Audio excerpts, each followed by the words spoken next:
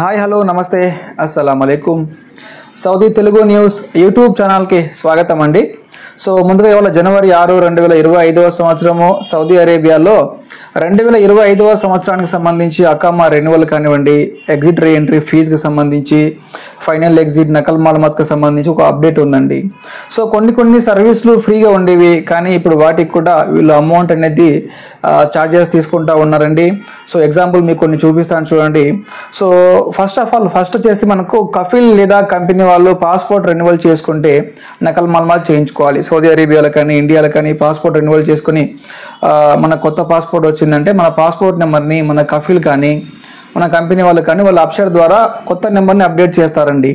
ఈ విధంగా passport correction చేస్తే, పాస్పోర్ట్ ఇన్ఫర్మేషన్ మళ్ళీ నకల్ మాలూమాత్ చేస్తే, సో ఇది ముందుగా ఫ్రీగా ఉండేది, ఎలాంటి ఛార్జెస్ లేదు. కానీ ఇప్పుడు ఏమైందంటే దానికి సంబంధించి 69 రియాల్ అమౌంట్ అనేది పే చేయాలి.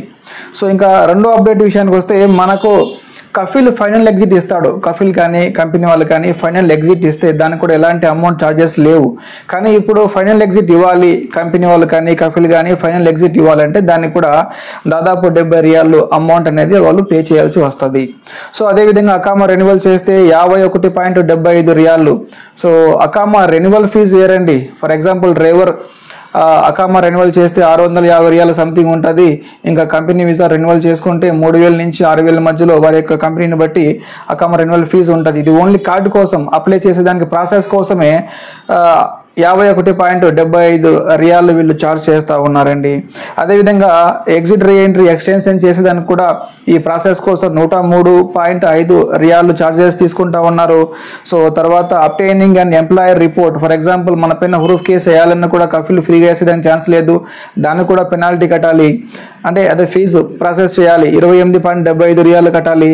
తర్వాత issuance of residence permit, for example మన దగ్గర ఎల్లో కాపీ వాళ్ళు అంటే రెసిడెన్స్ వీసా వాళ్ళు ఎవరైతే ఉన్నారో వారి యొక్క అకామాని, వారి యొక్క డిపెండెంట్ యొక్క అకామాని రెన్యువల్ చేసుకోవాలన్నా కూడా వాళ్ళు కూడా వారి యొక్క ఫీజుతో పాటు 51.75 రియాల ఫీజుని పే చేయాలి. ఇవన్నీ కూడా సౌదీ అరేబియా గవర్నమెంట్కి సంబంధించి అడిషనల్ ఖజానా, వారికి అమౌంట్ ఎక్కువ వచ్చే దానికోసం ఏదో ఒకటి చేస్తూ ఉంటారు.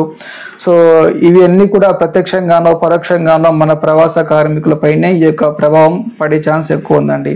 సో ఏ కఫిల్ కూడా ఫ్రీగా చేయడు. వాళ్ళు ఒకవేళ ఫీజు పే చేసినా కూడా మనపైనే దీని యొక్క ఈ అమౌంట్ మనమే కట్టాల్సి వస్తుంది కొన్ని సందర్భాల్లో.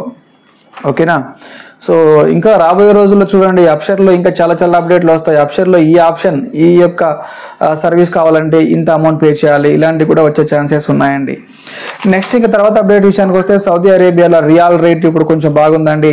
సో ఆన్లైన్లో ఒకసారి చూడండి, 22.83 ఉంది. సో బ్యాంకులకు వెళ్ళిన తర్వాత ఒక 10-20 రియాలు తక్కువనే ఉంటుంది. సో హుండీ హవాలా వ్యాపారం చేసే వాళ్ళు ఎంతకంటే ఎక్కువ ఇచ్చే ఛాన్సెస్ ఉన్నాయి.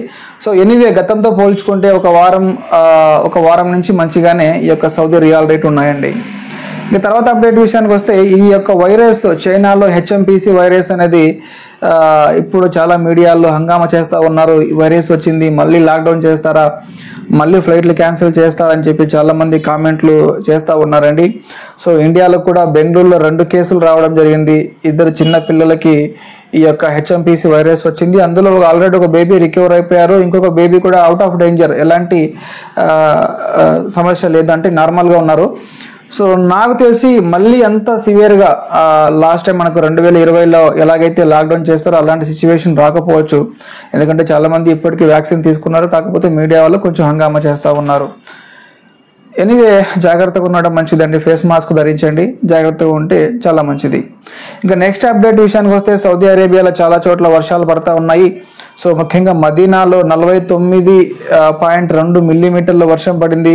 అదేవిధంగా బద్ర్ గవర్నర్లోని అల్ షిఫియాలో 36.1 మిల్లీమీటర్ల వర్షం పడినట్లుగా వాతావరణ శాఖ వారు వెల్లడించారండి. సో తర్వాత అప్డేట్ విషయానికి వస్తే సౌదీ అరేబియాలో గోల్డ్ రేట్ ఒకసారి మనం చూసినట్లయితే 1 గ్రాము 24 క్యారెట్ గోల్డ్ వచ్చేసి మనకు 327 రియాలు జరుగుతూ ఉంది.